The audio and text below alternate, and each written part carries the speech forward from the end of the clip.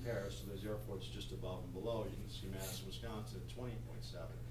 St. Croix was roughly the same. Huntsville a little bit higher. Milwaukee and Oakland much lower. Springfield a little bit higher. So there are differences, but you try to work your way through those comparisons. From a fare standpoint, the average fare out of Killeen, $227, which is much higher than their system average down below at $180. Of course, that includes short-haul markets, long-haul markets, a little bit of everything. But you can see how it compares to the markets around it. Huntsville was $248 on average. Springfield, Missouri was $240, but Milwaukee was $169. Milwaukee has a lot of competition, as AirTran, as Southwest. Lots of airlines who are fighting today, Midwest airlines who are fighting for position in Milwaukee, so average fares tend to be very low. As a result, the yields out of Killeen were very high. That itinerary miles column basically just shows how far on average every passenger was traveling. The average passenger out of Killeen, 1,092 miles, so roughly 1,100 miles was the average that each passenger flew from Killeen. And that compares, you can see that St. Croix was about almost 1,600 miles, Huntsville about 1,400. But that's just a factor of how far are they carrying you for that amount of money, and that's where yield comes into play. It takes the average fares that may be the same, but if you're carrying them further, then the yield will be lower that you're getting. Your cost is also a little bit higher to carry the passenger a little further. What's extremely important about this chart are the next three columns. You can see that passenger column. This is the percent change year over year, so it compares it to 2007. Killeen had a 14% improvement increase in passengers. You can look up that list, not just the three above and below that whole page. There are no airports there that showed an increase year over year. They all showed decreases year over year. So the increase in traffic out of Killeen was extremely important to American Airlines. The average fare went up 12%. You can see on the system fares went up 8%. So Killeen fares were up a little bit more, perhaps a product of a higher business mix.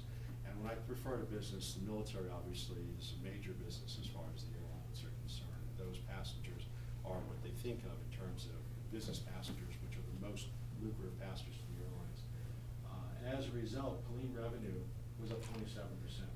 There are a couple of other markets there that showed increases, small increases in revenue year over year, but they are very small. Overall, you can see the revenue increase, or revenue was down 2% for American Airlines during this time period. Now, one more chart along those lines, ranked by seats. The same information, basically, ranked by seats, but it gives you a little bit different perspective. And ranked by seats, Milwaukee's in there once again, but now McAllen and Shreveport and Lubbock have relatively the same number of seats as Killeen. But what we see here is that the average seats, and you can look at the average seats per departure, some of those airports in that same rank. McAllen averages 139 seats. Obviously, they're using a very different kind of an aircraft, and they don't have anywhere near the frequency, which is why their seats are basically the same.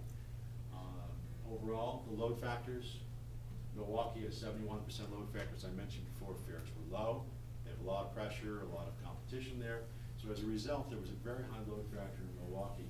But Killeen's load factor of 62% was higher than Shreveport, and similar to some of these others. The average load factor in the system was 81%. I mentioned RASM, and RASM is a key in so many ways. If you take a look at RASM, you plot RASM on a curve, and this is American Airlines performance from Dallas to all of these cities, all of these airports. I've circled Killeen here, and that's really a best fit line. It's not necessarily a profit line, but you can see that Dallas, these markets are all very, very tight fit to the line. The further the distance, the lower the RASM, and that's just what it is. I mean, you don't get as much money incrementally as the further that you travel. Fares don't tend to increase over mileages. But Killeen's performance, very close to Logman, Abilene, very, very similar. You see some markets that are below the line. One of the reasons we look at these RASM charts is that typically when you're an airline and you're looking for aircraft, you're looking for places to reduce your schedule, you're typically looking at those that are performing the worst. And those that are below the line will tend to be where you look. Now, in American Airlines' case, and this only goes up to 500 miles, American during 2008 did in fact eliminate a number of markets. They didn't eliminate any of the ones on this particular chart.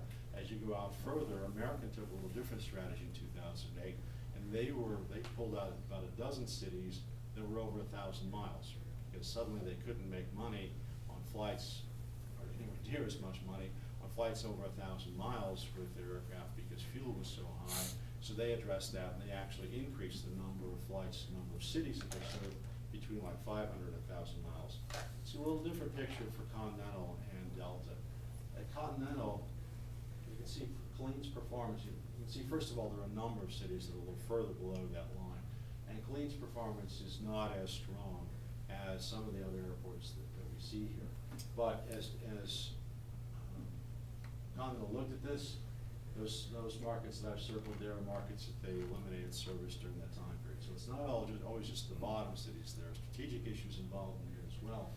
But Texarkana and Abilene both lost service to Continental during this time period as markets that just really were not performing up to speed, and they didn't think they had the potential and the opportunity going forward to improve as others would.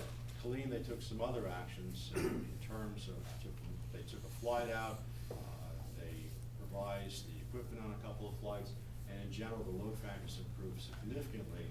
And we think that as we look forward and monitor this, we'll see Colleen's performance moving up considerably. Delta, and this is a little longer haul, of course, it looked here at, from 550 miles to 1,000 miles, puts Colleen about in the middle of that at 800. And you can see Colleen's performance is on the high side relative to the other markets that are served. We've got some markets that are way up there, Toronto, extremely high, and some markets that are much, much lower. Those markets all lost their service during this time period as Delta looked at their operation. Tulsa, Fort Smith, a number of them, they had to pull their service. But it didn't just stop there. Here you see a number of markets, Lawton, Peoria, that lost service during this time period as well, even though their performance really not so bad. It is below the line, but it wasn't so bad. They also just long-term did not fit the model that Delta was looking for. And here's a couple of markets that had performance similar to Colleen. Cedar Rapids, Madison, Green Bay, Scranton. You look at those and say, okay, now why would they pull those markets? A little different story there is they integrate their system with Northwest Airlines. These airports all had significant amount of service to Detroit, Cincinnati. And it was a lot less expensive for Delta to carry passengers over Detroit to the southeast than to carry them all the way from Green Bay or Madison, for example, down to Atlanta. So as a result, as part of their restructuring, they reduced those cities to Atlanta. Kind of wrap this up, as we looked at the airlines and the key airlines, American Airlines performance improved significantly in 2008 as we saw. Passengers were up 14%, contrary to the rest of their system. Revenue was up 27%, and the RASM was very, very strong.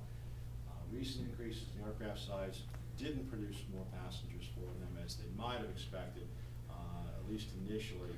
Load factors dropped 12 points. That's kind of come back. ATR dependability really hurt the market, but